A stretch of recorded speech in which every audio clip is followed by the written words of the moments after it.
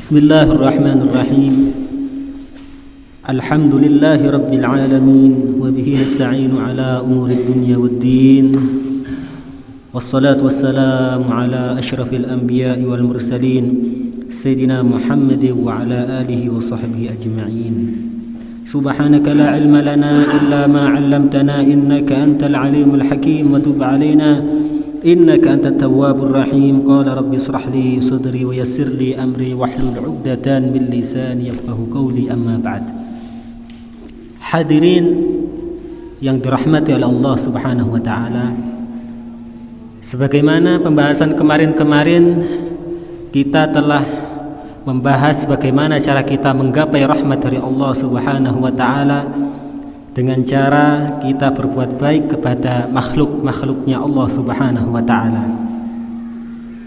Sekarang kita sampai pada pembahasan bagaimana cara kita menggapai rahmat Allah Subhanahu wa taala dengan cara kita berbuat baik kepada seluruh manusia.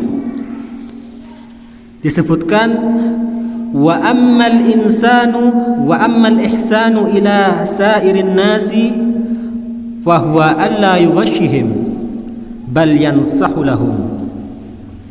Adapun tata cara kita berbuat baik kepada seluruh manusia, di sini disebutkan an-nas, bukan al-muslim, sehingga mencakup mereka yang di luar Islam. Jadi mencakup mereka yang di luar Islam, kecuali kafir harbi. Karena kalau kafir harbi terang-terangan mereka musuh terhadap kita, jadi kita tidak perlu berbuat baik kepada mereka.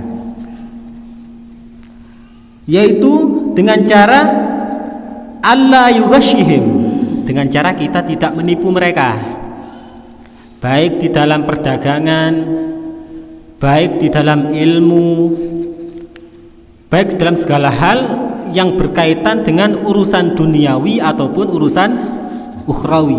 Jadi kita jangan sampai menipu mereka. Mungkin dengan mengurangi timbangan ketika mereka membeli dagangan kita, atau mungkin karena mereka itu dulu tidak memiliki latar pendidikan yang baik, sehingga hitung-hitungannya itu kurang mumpuni. Akhirnya yang seharusnya mendapat kembalian 2.000 kita cuma kasih 1.000. Mereka gak tahu. Kenapa? Karena mereka tidak punya ilmu hitung-hitungan. Jadi jangan sampai kita menipu mereka dalam segi apapun, terlebih-lebih dalam hal ukhrawi. Bal yansahu lahum, akan tetapi sepatutnya bagi kita kepada manusia itu saling menasehati. Kalau misalkan ada orang yang nggak ngerti baca Al-Quran, kita ajak, kita ajari. Kalau misalkan mereka itu mungkin dulu tak sekolah, sekarang sudah ada pendidikan kejar paket A, wah yuk sekolah kejar paket A, di sana ada menghitung, ada baca, atau keaksaraan fungsional, KF ada sekarang. Atau kalau bisa, kalau perlu di lingkup rukun warga, di lingkup RW itu RW mendirikan satu lembaga yang walaupun gak resmi di hadapan pemerintah, itu untuk mengajari orang-orang yang tak bisa berhitung, tak bisa baca, ditampung di sana. Mungkin 1 minggu sekali, itu baik seperti itu. Terus wa yuhsinu suhbatahum, berhubungan baik di dalam berteman dengan mereka. Wa yatahammalu adzahum, dan kita menanggung daripada penderitaan mereka. Makanya tidak sempurna iman seseorang kalau mereka itu mendapati tetangganya kelaparan, tapi dia enak-enakan makan enak di rumahnya, tidak peduli. Justru kalau kita ingin mendapatkan rahmat dari Allah dengan cara kita berbuat baik kepada manusia, dengan cara apa? Di antaranya kita menanggung penderitaan mereka. Mungkin mereka punya anak tidak mampu biaya sekolah, kita yang nanggung SPP-nya. Punya anak tidak bisa membayar SPP ngaji, kita yang nanggung SPP ngajinya. Atau kalau perlu mungkin karena pekerjaannya itu mendapatkan di bawah rata-rata kebutuhan, setiap bulannya kita beri beras, setiap bulannya kita beri kebutuhan-kebutuhan pokok yang mungkin dia itu perlu, akan tetapi tidak memiliki finansial untuk mendapatkannya. Kita bantu seperti itu. Wa yukrimu maswahum, dan kita muliakan rumah-rumah mereka. Jangan sampai mentang-mentang rumah kita mentereng, keramikan, rumah mereka ini mungkin dari gedek, alasnya dari semen, tidak ada keramiknya, terus ketika mereka punya hajat tidak mau datang. Mentang-mentang kita kaya, rumah mereka mungkin gendengnya bocor. Ketika hari raya Idul Fitri kita tidak mau berkunjung kepada mereka, kita tidak mau silaturahim dengan mereka. Karena apa? Rumahnya jelek. Jangan seperti itu, karena seorang muslim tidak pernah pandang hal itu. Selama dia mengucapkan la ilaha illallah, memiliki hak manusia, hak muslim. Di sini dibahas bukan hanya muslim, bahkan orang kafir kalau mereka tetangga kita juga wajib untuk memuliakan mereka sebagai tetangga. Wa yu'allimuhum ma yanfa'uhum fi ma'ashihim wa ma'adihim, dan mengajarkan kepada mereka mengenai urusan duniawi dan urusan ukhrawi. Ya, tadi itu mungkin dengan cara mendirikan keaksaraan fungsional, dengan diadakan TPQ tanpa ada iuran bulanan untuk menampung mereka-mereka yang fakir, yang miskin tanpa harus bayar. Yang penting niat. Harus seperti itu.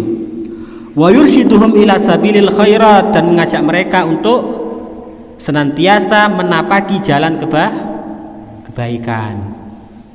Wajtina bil munkarat, dan mengajak mereka agar supaya senantiasa menjauhi daripada perbuatan yang dilarang oleh Allah Subhanahu wa taala.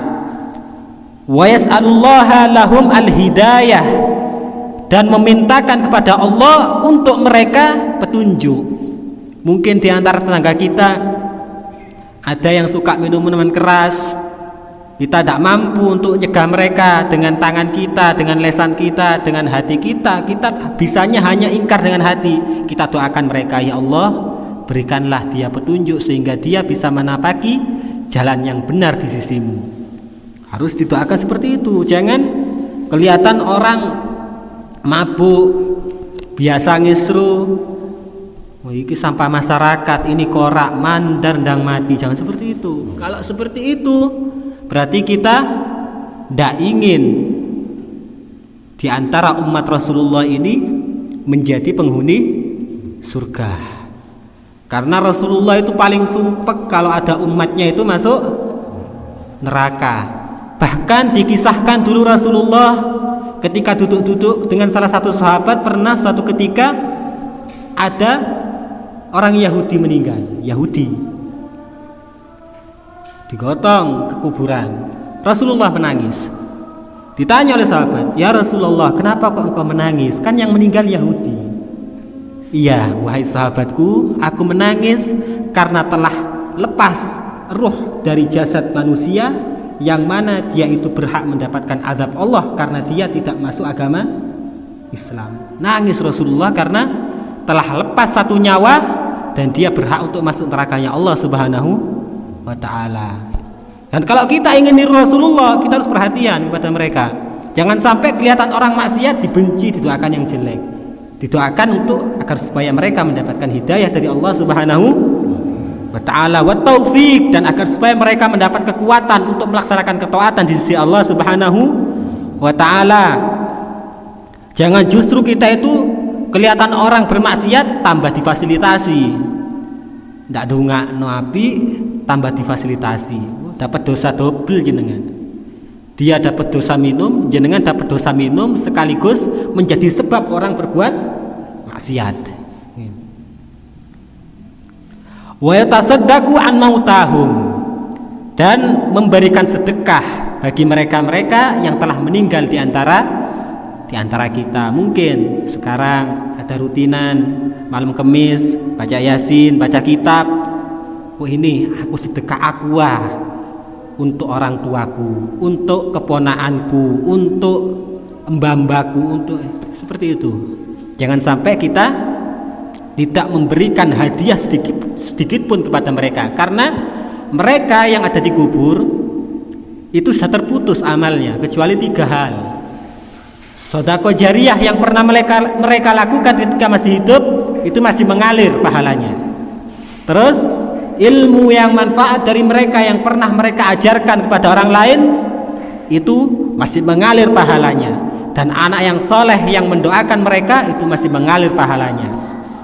Terkadang ada di antara mereka sedekahnya pas-pasan, ilmu nggih kados ngoten, mboten saged ngajar anak nggih kados ngoten. Kita sebagai umat muslim, sebagai umat manusia yang peduli dengan sesama muslim, maka kita doakan mereka. Mungkin pernah kenal dengan kita dulu ketika masih hidup, mungkin abah siapa, ya Allah dulu abah ini pernah berbuat baik kepadaku, sekarang aku bersedekah dan hadiahkan pahala sedekah ini kepada abah fulan, seperti itu.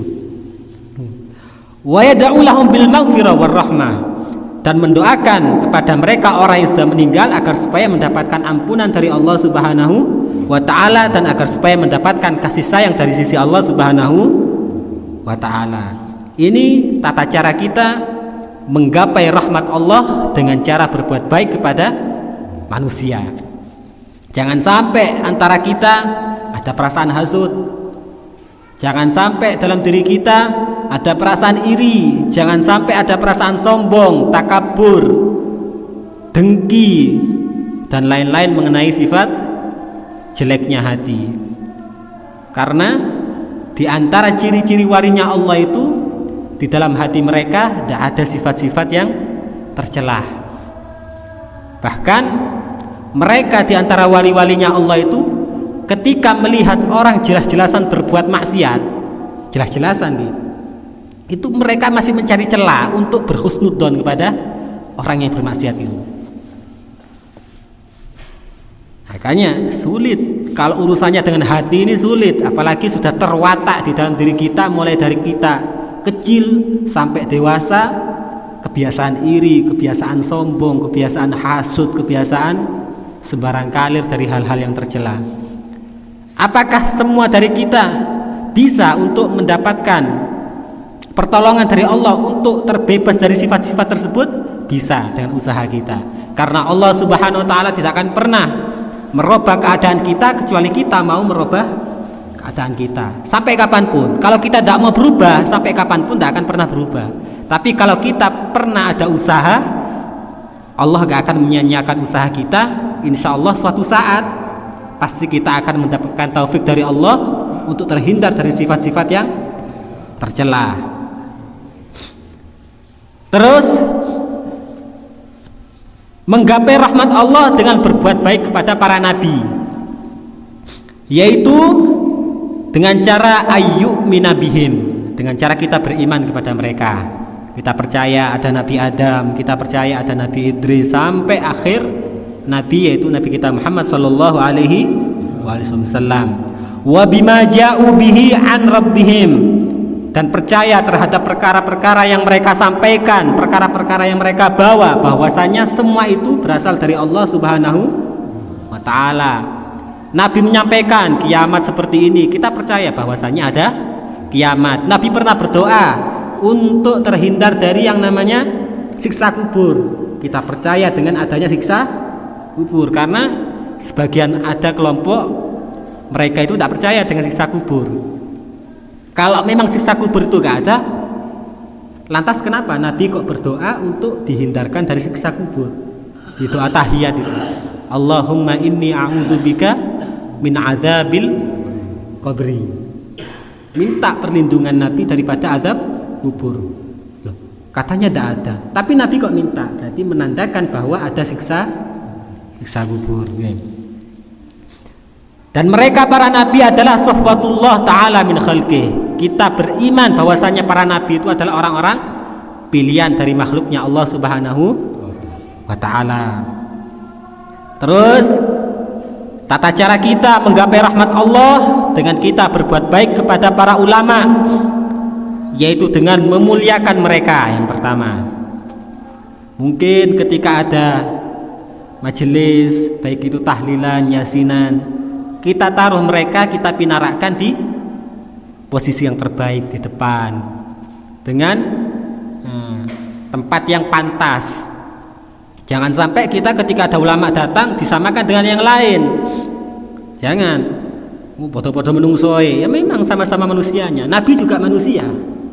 Ulama juga manusia, akan tapi mereka diberikan keistimewaan oleh Allah Subhanahu wa ta'ala. Karena Allah memuliakan mereka, sepatutnya bagi kita untuk memuliakan mereka. Mungkin dengan nyabis. Nyabis. Bahasa Indonesianya nyabis apa?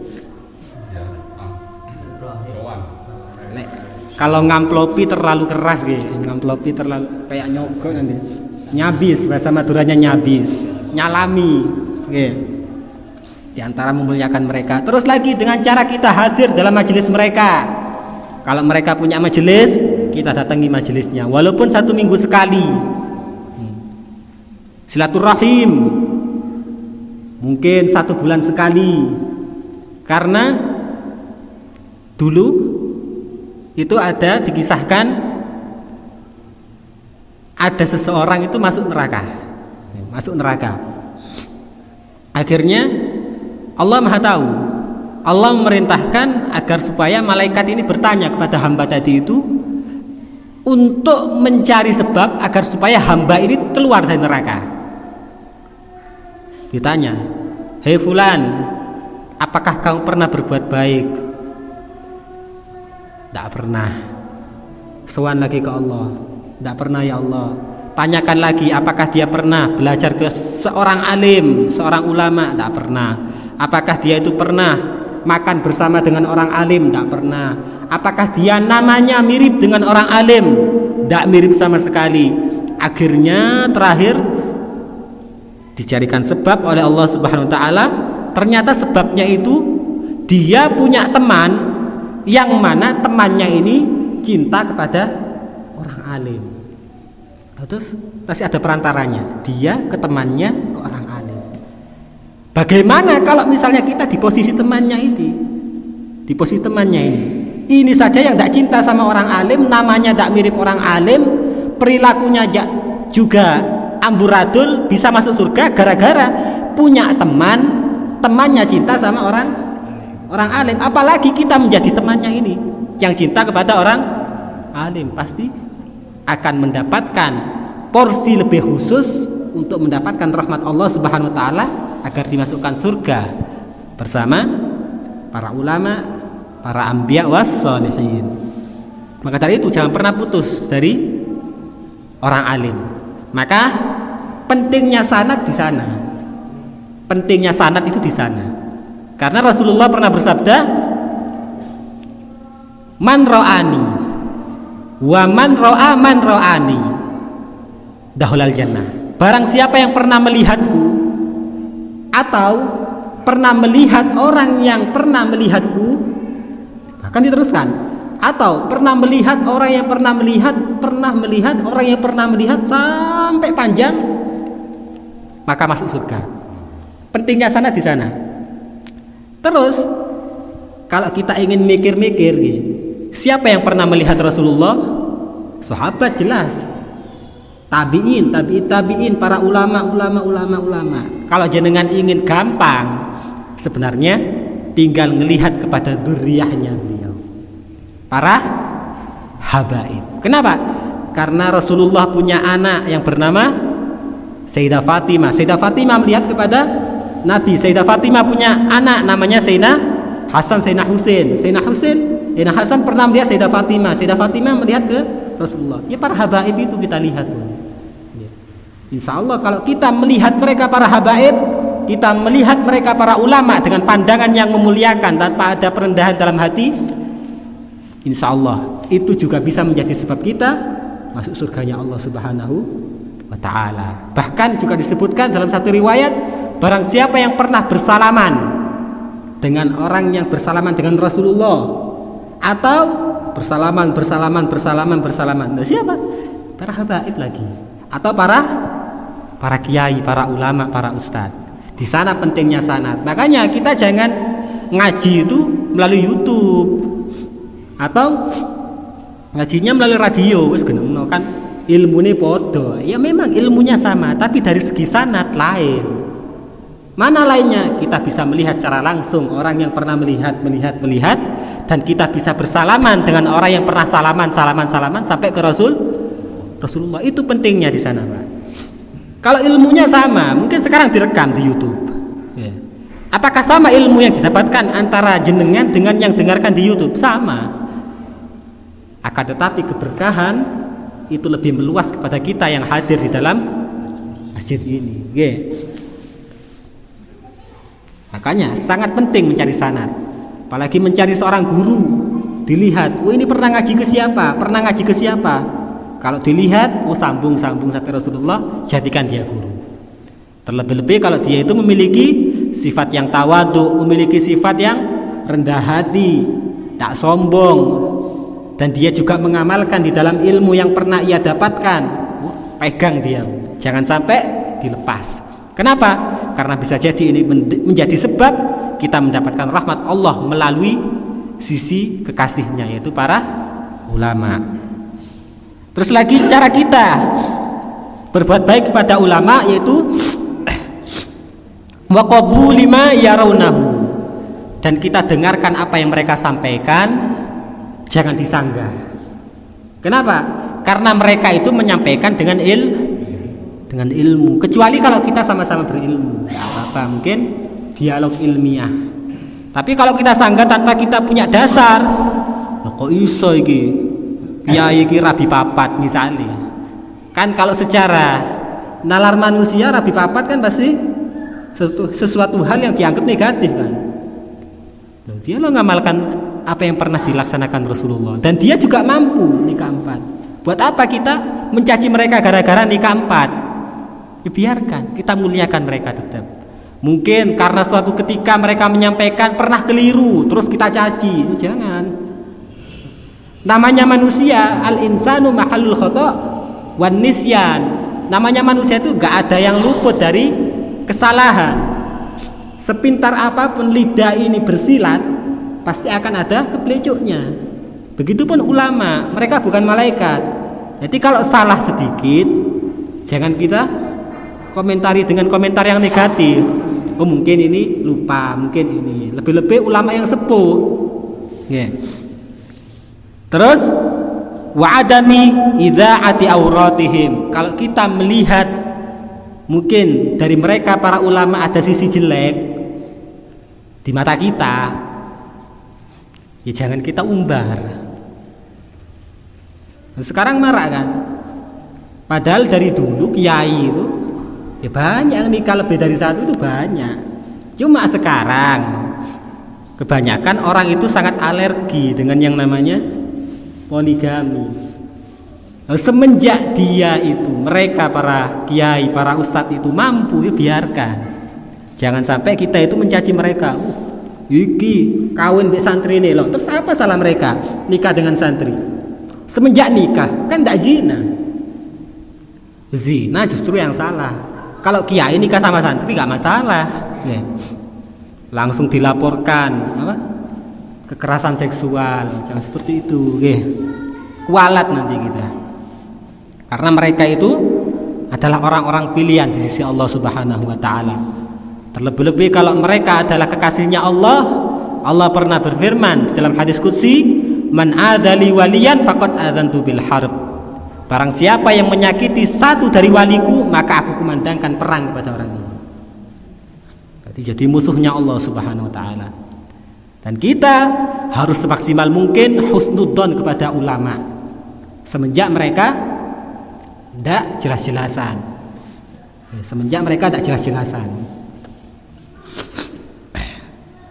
Nah, terus tata cara kita menggapai rahmat Allah dengan berbuat baik kepada para malaikat, yaitu beriman kepada mereka. Kita percaya bahwa malaikat itu ada. Mau tidak mau, tambah ke akhir zaman ini, semuanya pasti akan bisa dinalar. Kalau orang mungkin sekitar tahun sebelum Masehi opo temenan ta malaikat iku ono. Mungkin mereka masih sulit untuk mencerna. Tapi sekarang apakah bisa kita mencerna? Bisa. Sinyal HP ini apakah nampak? Tak nampak. Mata kita tak bisa melihat sinyal. Tapi ada dan bisa kita rasakan. Lawang sinyal saja yang baru ditemukan abad-abad, ya mungkin abad 20-an ini atau abad 19-an, itu kita percaya kalau sinyal itu ada. Masa malaikat yang sudah diterangkan mulai abad sebelum Masehi kita tidak mau iman sama mereka. Mengenai jumlah gak ada yang tahu kecuali Allah Subhanahu wa Ta'ala. Akan tapi kita wajib untuk mengetahui 10 nama malaikat, mulai dari malaikat Jibril, malaikat Mikail, sampai malaikat penjaga neraka yaitu malaikat Malik dan malaikat Ridwan ya. Wajib kita hafalkan. Terus lagi wa ya'taqida annahum ibadun mukramun la ya'sunallaha ma amarahum wa yaf'aluna ma yu'marun. Dan kita meyakini bahwasanya para malaikat itu adalah hamba-hamba Allah yang dimuliakan dan mereka tidak pernah bermaksiat kepada Allah atas apa yang Allah perintahkan kepada mereka, dan mereka senantiasa melaksanakan apa yang Allah perintahkan. Terus lagi wa ayyuhsina asyratal hafazah minhum, dan kita berbuat baik kepada malaikat 10 penjaga. Jadi kita ini Pak punya malaikat 10 yang jaga kita. Ya, yang jaga kita. Dengan cara apa? Bi alla yaf'alu bihadratihim ma yakrahun. Dengan cara tidak menyakiti mereka. Tidak melakukan perbuatan-perbuatan yang dapat menyakiti mereka. Di antaranya apa? Wala ya'kulu ma yata'adduna birihihi. Kita tidak memakan sesuatu hal yang baunya menyengat. Contohnya apa? Kasaumin, bawang merah. Wa basalin, bawang putih. Terus wa karasin, dan bawang baku. Jangan makan makanan seperti itu, seperti halnya pete. Kenapa? Karena kita ini ada yang jaga, malaikat hafadzah 10. Kalau kita makan seperti itu, maka otomatis malaikat ini terganggu. Apalagi rokok, termasuk termasuk karena baunya itu mengganggu mereka. Makanya sampai-sampai ulama itu ada yang mengharamkan rokok bukan gara-gara apa ya. Kalau jenengan mau pakai pendapat yang makruh, silahkan makruh ya. Kalau mau pakai yang haram, silahkan pakai yang haram, lebih hati-hati. Mungkin itu insya Allah yang bisa kita ambil manfaat daripada pertemuan hari ini. Yang pertama, berbuat baik kepada semua manusia ya. Yang kedua, berbuat baik kepada para nabi. Yang ketiga, berbuat baik kepada para ulama. Yang keempat, berbuat baik kepada para malaikat dengan cara-cara yang tadi itu, dengan harapan agar supaya kita menggapai rahmat Allah dengan cara kita berbuat baik pada mereka semuanya. Semoga Allah Subhanahu wa Ta'ala menjadikan kita hamba-hamba yang senantiasa berbuat baik kepada siapapun dari makhluknya Allah Subhanahu wa Ta'ala, sehingga dari hal tersebut kita bisa menggapai rahmat Allah Subhanahu wa Ta'ala. Amin amin ya rabbal alamin. Hadani Allah wa iyyakum ihdinas siratal mustaqim. Wallahu a'lam bissawab.